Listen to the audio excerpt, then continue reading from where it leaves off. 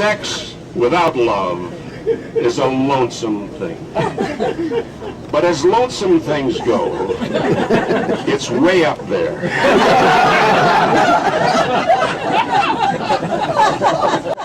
I'm going to listen to her lecture at 10:45. I'm going to be over there. And ever the sex therapist, right now as we speak, Dr. Ruth is over at the Athenaeum helping a gentleman get the cap off of his Viagra bottle.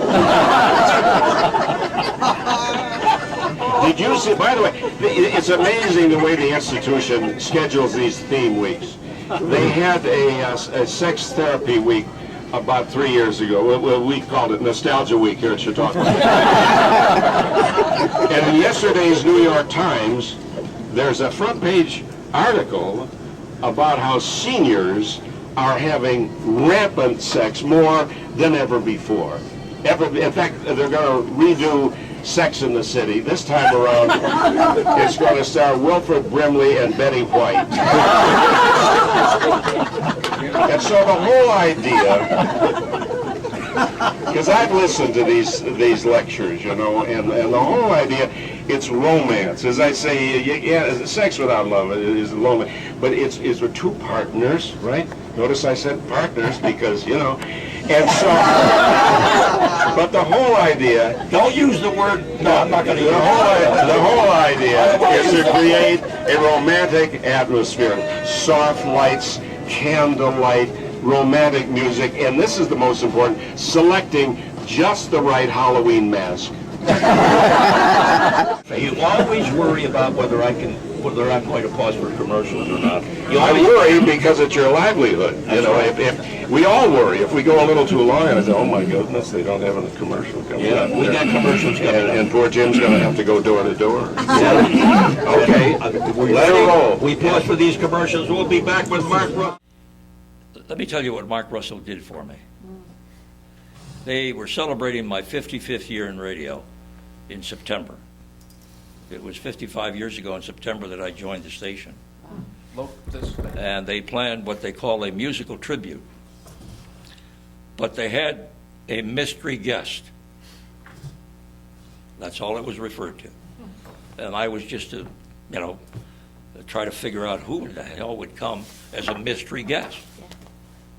And I played the game of thinking, who would they? Did you ever think that I would think that Mark Russell would be the mystery guest? Yeah. Mark came from Pittsburgh to be at that occasion. Wow. Yeah. You should go when you're at the top of the heap. Yeah. That was it. Yeah. But it's hard to give the job up. It really is. You talk about just Chautauqua. At some point, you must have had an epiphany, someplace, somewhere, where you said, I'd like to try to do something at this 15, 20 miles from WJTN, Jamestown, New York. I have told the story about 1,001 times, and I'll tell it again. Each summer at the studio, I would read the Chautauqua program, the advanced program, and I would always say to myself, why doesn't management schedule a show there? With the lineup that you see, you figure, gosh, the local audience should have an opportunity to hear these people. This one particular year, of course, when I read the advanced program, Charles Goodell was going to be the speaker. As you well know, if you don't know Charlie Goodell, you all know Charlie Goodell, I'm sure. He was our congressman for years, and then he became senator when Bobby Kennedy was assassinated. He filled out the unexpired term. Nelson Rockefeller made him the senator. He wanted to run again, but Nixon didn't want him as the senator. He wanted James Buckley instead. So Charlie was running as an independent and didn't win, of course. But he came a year later, or 2 years later, to Chautauqua after that, and he was going to talk about the abuse of government power after the Watergate tragedy. It was that inspired me to say, if there's ever a reason to go, it's now. Plus the fact that he was my high school class president. Oh, gee. And Charlie and I knew each other through school. Although many years, we played ball against each other sometimes. But I had no better reason to think that Charlie would not give me an interview if I went there and did my morning show. My sole intention at the time was to see that Charlie came on the air because he was our congressman. Everybody certainly would want to hear what he had to say locally. And I felt I could certainly get one interview, maybe two, because I heard he was going to stay for the week. And he was kind enough to give me, well, what I did when I got that moment, that inspirational moment, I drove up to Chautauqua in the afternoon on my own volition, and I asked for permission to do the show, the administration building. And they listened to me about what I would do, what it would take for me to do it. And I said, I'll just take up a corner on the plaza there. I don't take up much room. I only weigh 130 pounds, you know, kiddingly, all of that. But anyway, they okayed it. So we decided we'd do the whole week. He started with a speech on Monday, and I think he was going to give another talk on Friday. Or if he didn't, I had scheduled him because he stayed.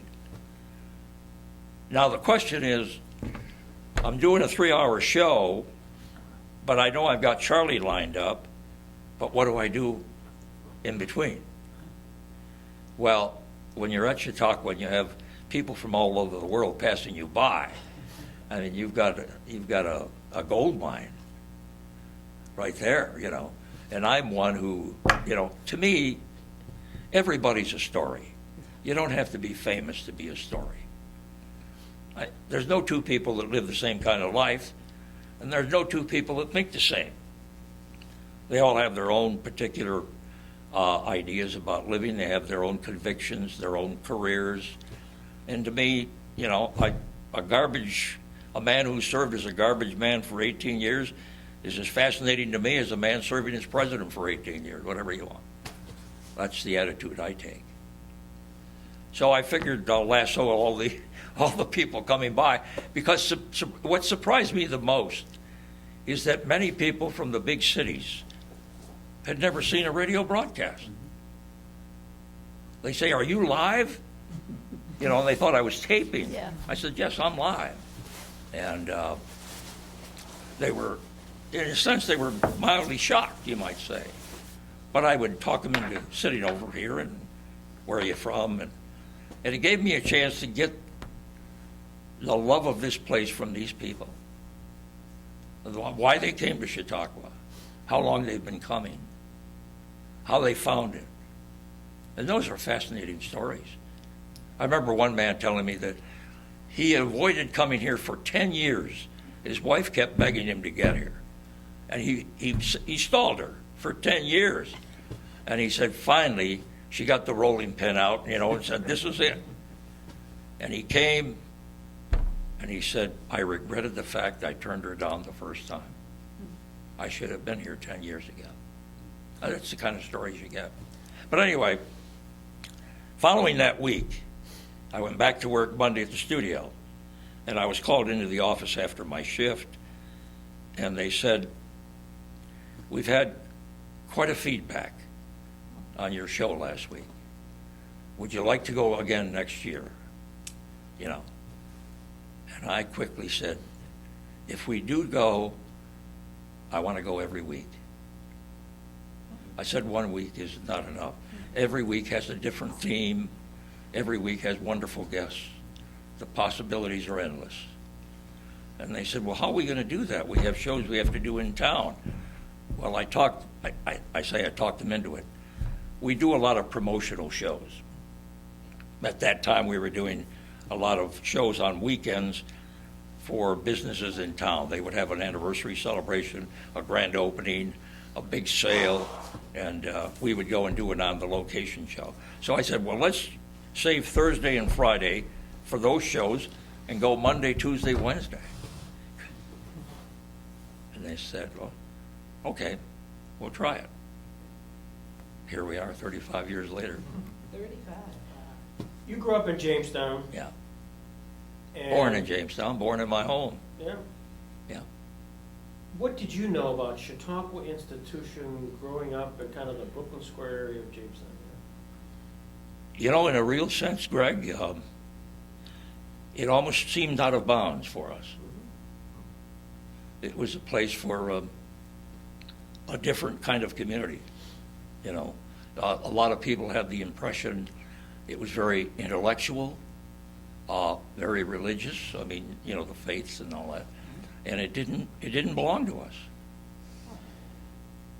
At least that was the feeling at the time, and maybe they felt intimidated by what that atmosphere might create for them if they came here. That's the feeling I had at the time. I mean, that's the impression, the image that most people had. Well, I think if anybody has done more to try to break down the town and gown and, mentality of Chautauqua County, it's you. And through your show and your various exposure to the area, that it's not intimidating. But I think it's, do you see that even today, Jim? You're on a program. And no, the thing I see today is that people would like it to be more convenient in the sense of parking, and that bothers a lot of people. Having to drive all the way up to the parking lot and come all the way down and then drive all the way back. They say, $7, whatever it costs to park and walk all that distance and all of that. It's sort of, it's an obstacle, But no, I think over the years, I've seen more people realize that the institution is available to them, and for very good reason. They love many of the acts that come here, the Friday night concerts. I know many people buy their tickets in advance now. So I think that, plus the fact that it now has all faiths involved. There's a Catholic church here. There's the Jewish congregation. Every faith is here, and the people, I think, have accepted it so well. You did this on your own. I mean, you were not invited by Chautauqua to do something for as a promotional aspect of it. No, thank Charlie Goodell. Let me just follow that up, Greg, a bit, because, never underestimate a relationship is what I call it. You never know just where along the way of life's path that relationship is going to have an impact on your life. When I started here and got the full time, one of the teenage boys working at the refectory was Charlie Goodell's son. He had 5 boys. Roger Goodell was working as a teenager. And he came this past year, right? He came to me right away. And he said, Jim, I remember sweeping around you, cleaning your studio, because people would leave debris overnight, their ice cream, whatever, cones and everything else was on them. And he would actually clean my table and sweep around. And then he said to me, I didn't find a future in it, so I turned to the NFL. What a nice, where can you ask for that, And he was very kind, very kind. I'll tell you what he did. That day that, when I announced that we were going to have him as a guest in advance, I got a call from Tanglewood Manor, a rest home that has an Alzheimer's division. It's called Memory Garden. I got a call from the director of that division, and they asked if they could come up and meet Roger Goodell. They have a program where the Southwestern football team spends time with those patients. They go there as their community service and sit with those patients and chat with them, entertain them in some capacity. And they thought the NFL has an 88 program for any football player who in the future develops Alzheimer's. There's $88,000 waiting for him to help with the expense. And they thought, would he be willing to meet with the football players who do the program, you know. And I said, certainly, I think he would be. I said, you bring the players, you come to that morning, and just stand by my studio, and when Roger comes, I'll introduce you to him. Well, believe it or not, he promised them that morning that he would go to Memory Gardens when he returned in August for a visit. And he did. And he signed autographs for the kids, and he posed with them. Where else are you going to find that? Right here. Did you find that as you were the initiator of this here, that Chautauqua, other than nodding and saying, gee, nice idea, Jim, that at some point they really embraced you and saw the benefits of having you here for them? I mean, there's that sort of, was there a crossover where it was good for you and the Jamestown community, but it also was now good for them for marketing? For example, from just my own observation is that now there's no question, virtually everybody who comes here comes and sees you. I mean, there must have been a time where you had to hawk them more than they were hawking you. Well, let me give credit to one lady. I talked about filling the time. Winnie Llewellyn. It was hostess at the Wensley, and I knew Winnie, teacher at Maple Grove. And I said, gee, Winnie, you know, is there any chance you can talk to morning lecturers to come over to be on the radio? And she says, I'll do what I can for you. And it was Winnie Llewellyn who started really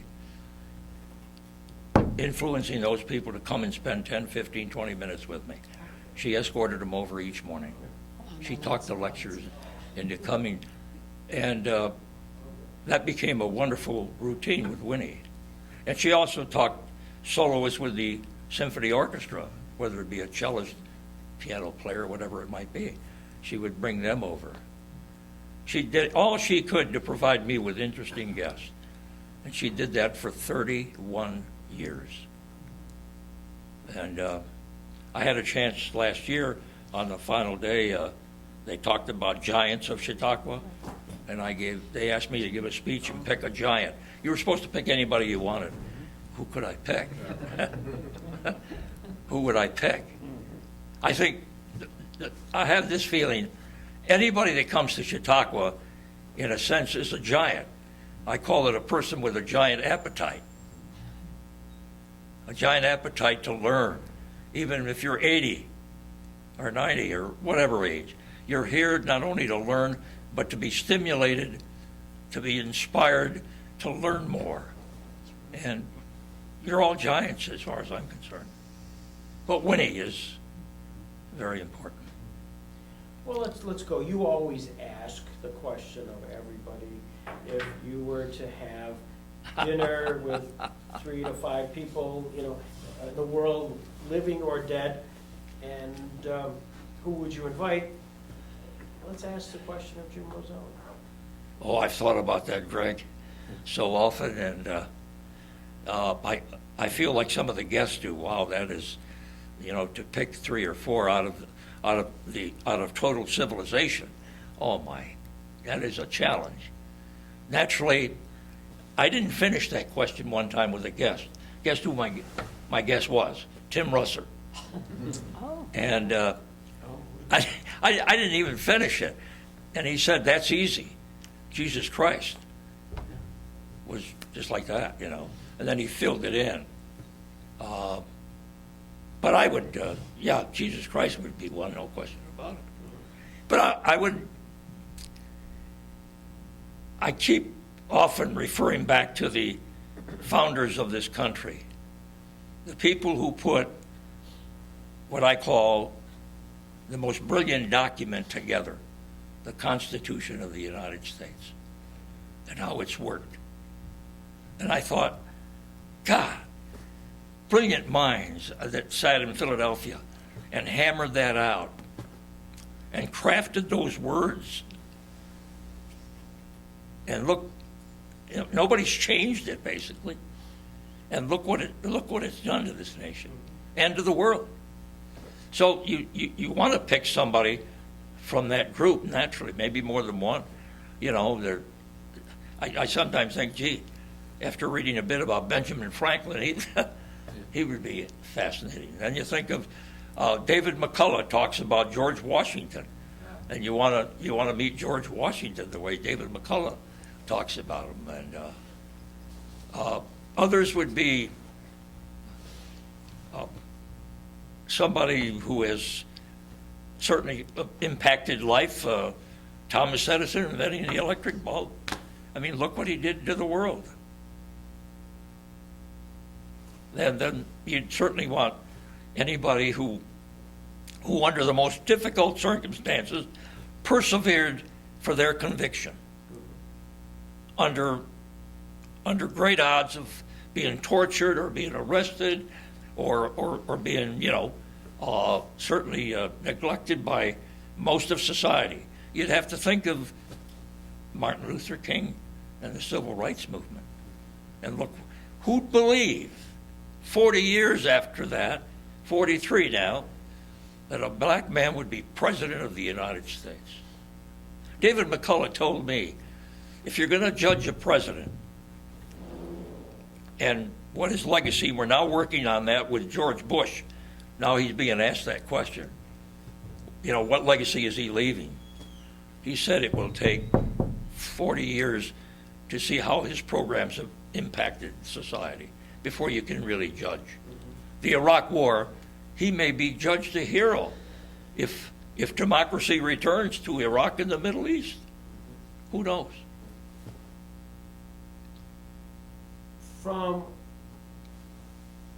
You've interviewed just hundreds of people. You've actually put together I don't know if it was an audio disc of some of those highlights of it all.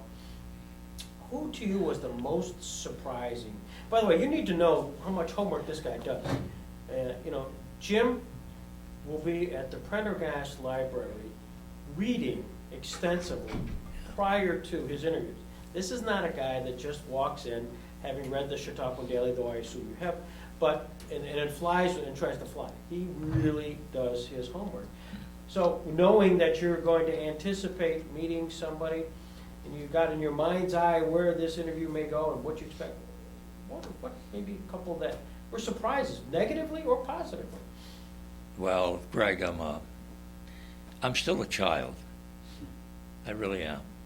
I've not lost the fascination of being a child and having the curiosity of a child. I have that every day. Yeah. I'm curious about everything. I'm curious. If I look up in the sky at night, I'm curious. And there's an unanswered question. How did it all begin? The rhythm of it all, the rhythm of the universe. It's fascinating. I don't know if we'll ever get to the bottom of it, but and then I'm curious about the things that inspire people, why they do what they do, and I just feel I've got a position here that gives me the opportunity to probe for that information, and I'm lucky. I'm blessed, really, to have this opportunity here, and I call it my 9-week honeymoon. That's what it is. Do you go back and do you listen to your stuff? No, I don't like to. Yeah. I get a little, there's always the feeling. I remember talking to Lynn Shear, ABC investigative reporter on 2020. I remember chatting with her. And I said to Lynn, do you ever get done with an interview and after 5 minutes later you're saying to yourself, God dang, I forgot to ask this? She said, we all do that, Jim. We all do it. And that made me feel good. What's the one that got away? Oh, you mean one that I was really... Big question, you'd say, oh man, I had this person for 10 minutes and I really didn't get to it. Oh, Greg, that's probably 9 out of 10. But some individuals... There's every night I go home and I go, oh, I had a chance and I missed it. I did this or I did that. You can't get enough. Mm-hmm. I've got 15, 20 minutes, stop and think of what that amount of time is in comparison to their life. The amount of time they spent at that profession or with their talent on the piano or whatever. And I've only got 20 minutes, and I've got to get as much as I can out of them. The thing I'm pleased most about is that a guest that I've had 1 year, who comes back 3 years later to be a lecturer again comes on the program. And that worried me at first because I felt maybe there's a chance they may think, well, that's a little hokey-pokey station in Jamestown, you know.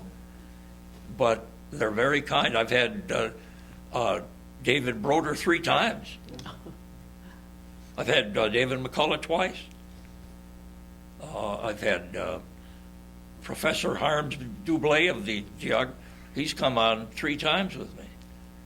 And that pleases me because in fact, they come over and say, you know, it's nice to be with you again. And that's, wouldn't you all feel very gratified that that happened? Sure you would. If you weren't in radio, what would you be? Dead. That's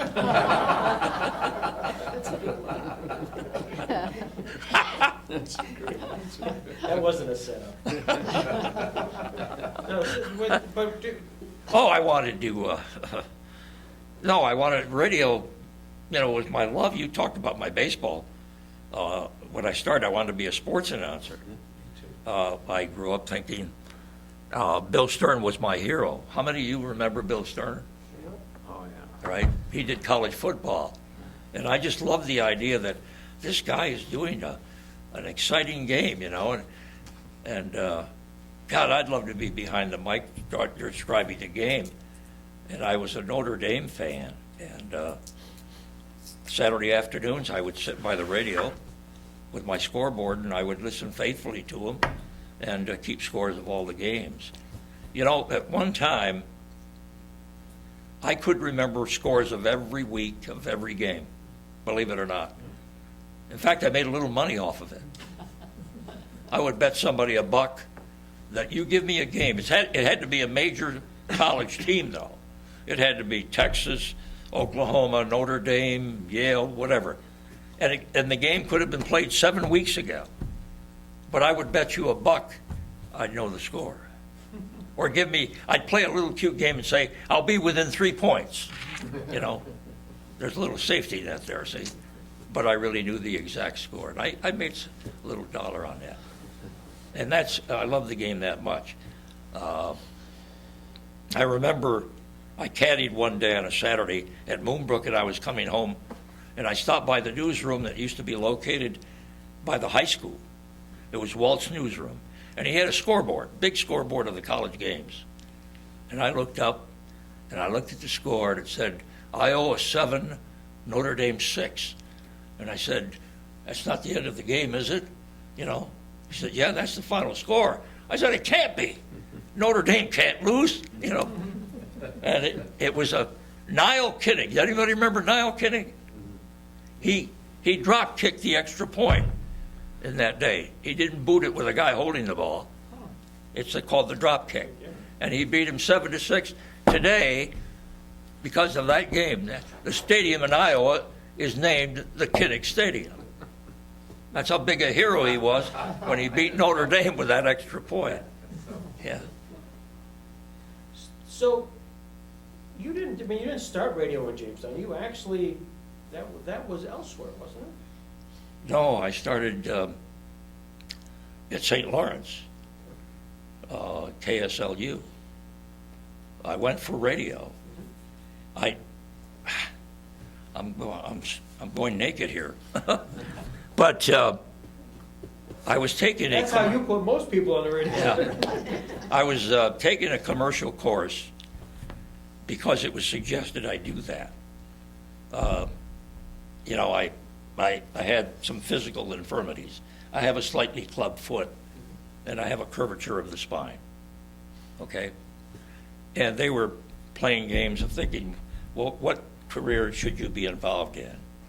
And they thought, you certainly aren't going to be involved with a lot of physical activity or anything like that.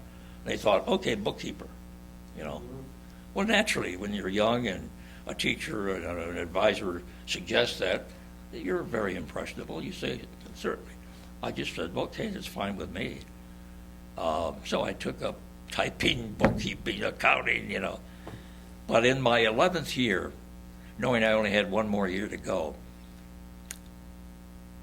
I remember I went for an interview at a local plant because the potential of the job being there when I graduated. Ring punching, tool and die, Greg. And they took me to the office and they said, well, your job here would be the time cards, you know, and everything else. I left there that day thinking, I don't want to sit in that office monkeying around with time cards and hourly, you know, whatever the other paperwork was involved. So I went to Mr. Winslow, the guidance counselor, George Winslow. I said, Mr. Winslow, is there any chance I could go to a school for broadcasting? And he said, well, gee, Jim, you haven't taken any preparatory courses. And I said, well, is there any possibility? And he said, well, we'll look into it. Okay. So I'm at the Boys Club, which is right across the street from the high school in the Nordic Temple. And I get a call, and it said, Mr. Clements called me, and he said, go over to the high school, Mr. Winslow wants to see you. So I ran over, and in the office was the admissions director of St. Lawrence. And he said, I want you to meet Mr. Brown, I think his name was, and you tell him what you have in mind. And I told him. And he said, gee, he says, you know, you haven't taken a language, you haven't taken anything beyond algebra, and so forth and so on. He said, let me take all of that into consideration. And I got a second interview, and he said, I'll tell you what we'll do. If you take 1 year of geometry in summer school, 6 weeks, he said, we'll let that, and then when you get to St. Lawrence, if you're going, you'll have to take a language there. Well, I okayed that, you know. And so in 6 weeks, I took Geometry 1 at 8 o'clock, Geometry 2 at 9 o'clock. I didn't know a damn thing at 9 o'clock. I didn't know anything. I had to wait for the threshold to appear to get beyond a certain point in Algebra 1, and then suddenly Algebra 2, or the next thing, Geometry 2, made sense to me. And I picked it up. I had a school teacher in the neighborhood, Nancy Luca, and she gave me a crash course for the exam. Yeah, it worked out. So I went to St. Lawrence, and I did basketball, football, and baseball. And I was in my glory, you know. And I remember I sent out 5 audition tapes as I was ready to graduate. I sent them to Norfolk, Virginia, Bangor, Maine, Pikeville, Kentucky. Well, that's because Kentucky had a great basketball team. And I thought if I get to Pikeville and do play-by-play there of their high school games, maybe I can switch over to the university after a while. I mean, that's a dream, right? But you know, it's good to have the dream. It's good to fantasize. It directs you, it motivates you to move in that direction, even though the odds are against you. You know what I mean? So I had one in Amsterdam, and the best letter I got was Amsterdam.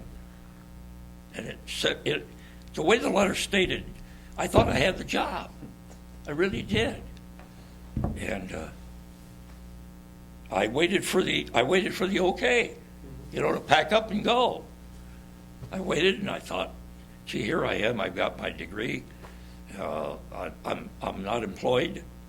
I'm working in my brother's business in downtown Jamestown, shining shoes, as a matter of fact, helping out. They had a a shoe shine stand, a newsroom, hat blocking, and cleaning and pressing. That was all one business. So I did it all, you know. But anyway, I get a letter and it said, after careful consideration and such, we've elevated one of our members in the staff to be sports director. There I am. No job. I worked part-time for JTN.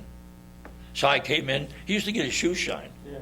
And my brother Phil would beg him, literally hound him, as you would say.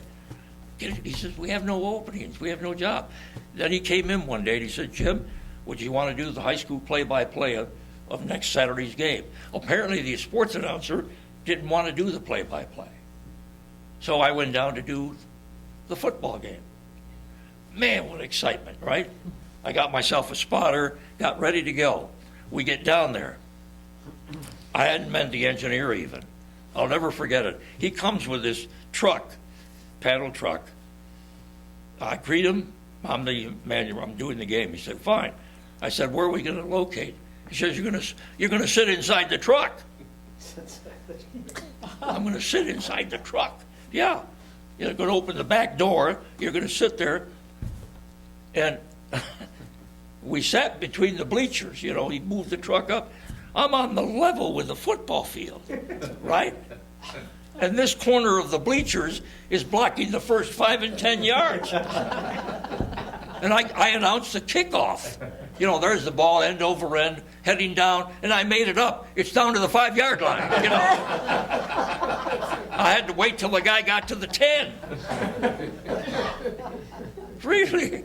So the next week, I got the game, and they said, okay, you're going to do next week's game.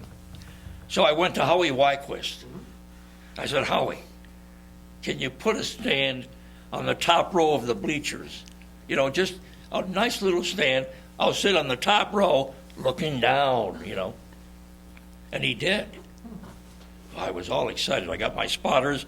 We put the boards up. I'm sitting there. Here comes the truck. And he says, we can't do it from here. He said, there's no outlet. There was no electrical outlet on those bleachers. He had to move over to the other side. Believe it or not, Greg, I stood by the Jamestown High School band. I stood next to the tuba player, standing up, doing the play-by-play. Unbelievable. But I wouldn't give up that experience for anything. Name your top 5 interviews in Chautauqua. Oh, God, Craig. Mark Russell has got to be, you know, he gives me the pleasure and the honor every year of giving me an interview. 2, as a matter of fact. One early in the season and one on his birthday, that you just saw. And even though he's scheduled every other year, but he still comes every year, so it gives me the pleasure of doing it. I mean, what more could I ask of a man with his talent and the millions of people he's entertained, 25 years on PBS, and he gives little Jim Roselle of Jamestown, New York, the pleasure of an interview every year. And we've become pretty good friends. What he did for me in September, I still walk on cloud 9 over it, because that is amazing that he decided to come and be part of it. And he had a great routine, and he even wrote a song about it. So he had the audience join in. It was an unforgettable evening. Well, Greg, they're all. You've had politicians. I've had Pulitzer Prize winners, I had a Nobel Prize winner out of the University of Chicago, named Leon Letterman, I think. Maybe some of you. And I remember asking him, what was it like to get the phone call from Oslo, Norway, that you've won the Nobel Prize? He said it happened at 3 a.m. My wife answered the phone. And she said, after she was on the phone, I said, what is it? You're invited to dinner, or you're going to have dinner in Oslo, Norway to get get a prize or something like that, you know. And he said, well, certainly it was a total surprise. And and I said, well, what was it? I mean, when you get that honor, how did it change your life? And he said, well, it takes me longer to go to bed at night because he says, I have these medals on my pajamas.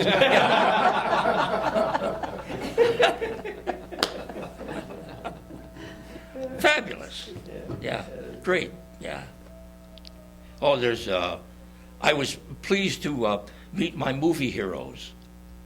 When I was a young boy going to the Saturday afternoon shows, I would watch Buster Crabbe play Flash Gordon, you know, in 13 episodes. He's going to die every episode, you know. And here comes Buster Crabbe, Flash Gordon. He also did Tarzan for a while. Believe it or not, we had a lot of fun doing the interview. He told about, you know, playing with the stars and what it's like to meet Mae West and all that sort of thing, you know. And at the time, he was a physical director at the Catskills for the older generation. He would do a lot of physical fitness stuff. Well, he goes to give his speech in the amphitheater. He was done in 10 minutes. Were any of you there? For Buster Crabbe? He was done in 10 minutes. And whoever introduced him went up to him and said, you know, we expected at least half an hour. And he said something like, well, I said everything I know, you know. You know what he did? He went through a physical routine with the audience to kill 20 more minutes, whatever. That was Buster Crabbe. And then I interviewed Teresa Wright, who played Mrs. Lou Gehrig in the movie. The Pride of the Yankees, you all saw it. She was Mrs. Lou Gehrig.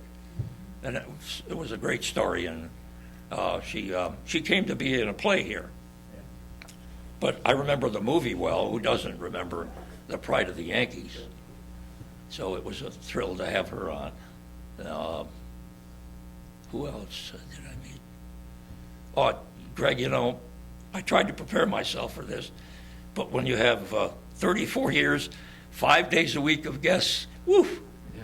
Pretty rough. Well, you know, when you stop and think, and believe it or not, you know, I still slap myself and think, has it really all happened? Because I've interviewed, when you stop and think, I've interviewed governors, senators, congressmen, ambassadors. I had the pleasure, 2 or 3 years ago, the French ambassador was coming here, and he was going to award a medal, the highest medal, to our physical therapist in town, George Lawn. And it was going to be on my broadcast that he was going to make that award to give him the highest medal France can give to an American soldier who was, you know, who to them were a hero in D-Day. So that event took place right there at the broadcast studio of the French ambassador awarding that medal to George Lawn. That's, I mean, that's unbelievable. Yeah. Questions anybody else has here? I mean, I could go on forever. Anybody else have that burning question? I'm just curious to know, you were in Canton. Yeah. What year were you there? 45 to 49. Okay, well, I was doing broadcasts from the University of Vermont. We would play both schools, right, and I would broadcast the basketball games from there. Oh, did that right? Yeah, it's an interesting gym they had. Well, this is 55 years ago, but it was St. Lawrence? Yeah. Yeah, it's I did the basketball games there and the football games and also baseball games. Mm-hmm. And I've traveled with the team occasionally. I went to Middlebury to do a game. Yeah. Did you ever do one in Burlington, or did you? No, I did one. I'll tell you a game I did. I did a basketball game from Colgate. Mm-hmm. And you know who was the star of the Colgate team that year? Ernie Vanderway. Oh, God. Yeah. He went to the NBA. Played with the Knicks for a number Played with the Knicks for years. His son, Kiki Vanderway, right, played with the Denver Nuggets. That's right. And he became a doctor. Yeah, Yeah. Dr. Ernst. He was the hero of the Colgate team. Yep. Yeah. Jim, is there any record of your interviews, any taping of the programs, everything like that? You know, I didn't start out doing that because I thought my 1 week excursion, you know, and I just thought I was lucky to do that. And then I didn't give it a lot of thought of how long I would be here. Yeah. You know, I regret that fact though, because gosh, I do play the game of thinking, God, why didn't I record that first one? You know what I mean? And why didn't I take a picture of these people? I do have a lot of them now though. I do have a pretty good amount of photos with past interviews. I've got, you know, if I get depressed, I take out the album and look it over. I say, wait a minute, Roselle, you did do something, you know. But no, seriously, I wish I would have done that right from the beginning. And I have one I treasure now that I framed in my office. It's Roger Goodell, you know, and I'm chatting there with Roger's there, and his autograph. I like what he put on there. Oh, tease us a little bit. What did he say? What did he say? What was the inscription? You're the best. Shelley? You mentioned Winnie, Yeah. and Winnie was a good friend of ours too. When we came, we stayed at Wensley House, and so she was our first introduction to Chautauqua. Oh, great. I think hindsight, what a fabulous evening it would have been to have Jim Roselle and Winnie Llewellyn talking to each other, remembering the people in Chautauqua. Yeah. That would have been quite a thing, quite a thing. I had Winnie on every last week of the season. Yeah. I would have her talk about the interesting things that happened with the guests at the Wensley. Do you She have told some that? fabulous stories. Is that That'd be a great recorded? stuff. You know, Some of it was, yeah. Because, you know, we always said the last 10 years, Winnie, you've got to write a book. We've got to write down Yeah, all we the tried to, stories, yeah. and we never did. I I know it. wonder if if those are recorded, some of those I have stories we could. I'm sure I've got a couple of them, yeah. Where Transcribe Winnie or something. chatted about some of the, she got, Winnie, when we got started, she even invited me to lunch with some of the lecturers. bet. She had to arrange their lunch, you know, all of that. She invited me to lunch with Danny Simon, Yeah. Neil Simon's brother, Really? right, he wrote comedy for many of the biggies, Sid Caesar and many others. And we were having lunch, you know, and suddenly when he came to me and said, Danny would like somebody to play golf with this afternoon. And he said, are you available? And I said, well, I have to go back to the studio, but I can be here by 3 o'clock. And he said, I'll wait for you. We'll play 9 holes. Oh, my God. So I came back and played 9 holes with Danny Simon. And I didn't, you know, with him it was strictly golf. Right. And you don't pester him about any other thing. You just compliment him on a good shot or whatever you did. In fact, we played within 2 strokes of each other, I think. Is that right? But what's funny, he was here the whole week, you know. And he came the next day or 2 days later and came to see me, and he wanted to tell me that he shot a better score the next day than when he played against me.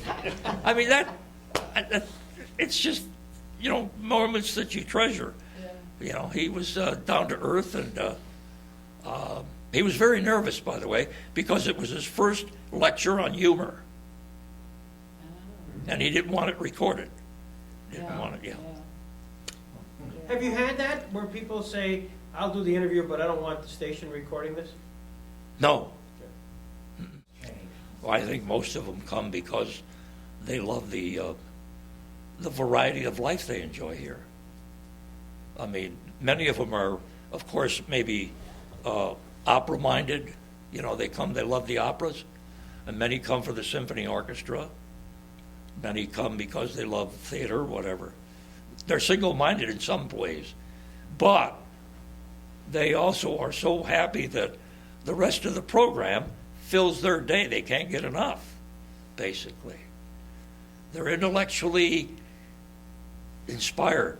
You know, I mean, they love the confrontation of their ideas against your ideas. You know, I call them here healthy debates. I mean, on the street, you may swear at somebody because they don't agree with you. But here, they can disagree in that patio where I'm at. And I've seen that discussion. There's good, strong Democrats and there are good Republicans. And some are Bush fans and some are not. But they debate on a civil basis. But they love the institution. Well, I'm from a large family. I'm one of 7 children. And when I left, when I got my job, I didn't finish working. I worked part-time for JTN. And I told you I was at the Boys Club. The Boys Club that would have been the second career, Greg, going into social work. Because Mr. Clements said, if you'd like to go into this work, I'll talk to Springfield College in Massachusetts. And you can become involved with Boys Club. I gave that a lot of thought. But I had that bug in my mind, about radio. But anyway, Mr. Clements left us. He was our Boys Club director from 1939 when the club opened. Rotary Club brought the club to town. And I've thanked them ever since. The Rotary Club, and I told him, you ought to be aware of how many thousands of boys you've influenced with that Boys Club, and Mr. Clements with us. We meet, we have an alumni club. Some of the charter members, we meet once a month, every Thursday. The first Thursday of the month, we meet at the Friendly. This is 60 years later, better than that. And we meet, and we try to do things for kids because of what the club did for us. You talked about baseball, right? I told you the story. We had a candy stand in the Boys Club, and they had Friday night movies, cost a nickel. And Mr. Clements said, why don't you fellas run a candy stand? And he said, you'll make profit, and so forth. So we did that. We ran to Jacobson Weekly, bought Baby Ruth's, Butterfingers, Mars bars, Mallow cups, whatever, and sold them on Friday night. Well, we gave him the money. He came to us one day and he said, you've got such and such in the treasury. What do you want to do with it? And the guys all spoke up, and they said, we want to see the Yankees play baseball. I was the only Giant fan there. And he said, well, we'll have to wait for the Yankees to come to Cleveland, because that's close, So he picked out a game, called us back into a meeting, and he said, I've got 4 board of directors with their cars, and they'll take you to the ball game. The Yankees and the Indians. July 21st, 1941. And guess what game we saw? Joe DiMaggio's hitting streak was stopped. Oh, that's the Keltner made The 57th game. 56 he had hit. And he hit a line drive in the first time at bat. At third base, it should have been in left field for a double, and Ken Keltner made a sensational stop and got him out. And he hit it again to Ken Keltner. He came up in the bottom of the 8th. No, the top of the 8th inning. He had one more time at bat. He's 0 for 3. And the bases are loaded. And 68,000 fans were on their feet. Is he going to continue the streak, or is he not? And he hit into a double play. Boudreaux to Grimes to Mack. That's our first ball game. History. And David Halberstam, the author, who else wrote it? He thinks if any record is never going to be broken, it's the 56-game hitting streak. Yeah. And you're a legend. In my own mind. Yeah. One of the things, because we try not to keep you any longer than 8 o'clock, but I'm going to conclude with just a little piece of you with Dr. Ruth. Oh. What was your impressions of dealing with Dr. Ruth as a prelude to what we'll show here? She was a complete joy. She was free and easy. She was very kind to me because she thought she was very happy. I asked the first question. how's your sex life? That was it. That got us rolling. She was great. Oh yeah, she was a hit. And I can't ask for more. What can I? When you stop and think, Greg, you've done this. Let me say this about Greg. Let me turn this around, because I'm on the other end, and this is not a position I'm used to. But anyway, this man here loves this business, of course, but he loves his community too. And what he's done for the Robert Jackson Center is remarkable. Well, it wouldn't be. There's enough tape here to get this. This is good. No, seriously, Greg, I give you a world of credit because I try to do the same thing you're doing. I have more of an opportunity here than you have, but you seek out the people that have been responsible for a great piece of history. Today I can't learn enough about Nuremberg and about Robert Jackson and the role he played in this country's life, all because of you. And for me, you've given me the opportunity to go there and do my show, and here to meet the legal clerks, to meet the photographer of those famous pictures, to meet all these people. I thank you very much. Well, our first big event at the Jackson Center, we had these Nuremberg prosecutors, and the image I have is you pulling together for the very first time, and the first photo op we had of the 4 Nuremberg prosecutors who hadn't been together for 50 years is Jim Roselle in the middle of the 4. We somehow talking all 4. And I said, I couldn't get them all together. I think, my God, this Jim Roselle is really good. And I've been working 2 days to get him in one shot. Anyways, I'm going to show this piece, but before we conclude, I just want to say on behalf of all of us, and just frankly to have the chance to do this on film, to record, because so many other people who unfortunately because of the weather weren't here today will be able to enjoy an extraordinary individual, and Jim Roselle, an extraordinary person like you, and we could spend hours and hours and hours to go through this. And I just want to say thank you on behalf of the community, on behalf of the Chautauqua community, because for 55 years to our community, for more than 35 here at Chautauqua, I mean, you've become an icon. Instead of going to my lecture today, go back to your cabins and try a new position. What you Now, I said, those of you who have a partner, I'm a widow. I know very well that there are many widows, more widows than widowers, and I will say something later on about that. I don't have a solution for that. I'm not saying I'm old-fashioned and a square. Don't walk around and pick up somebody else's man. I would raise my eyebrows.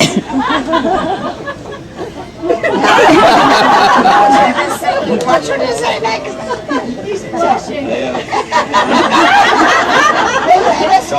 I'll show you. No.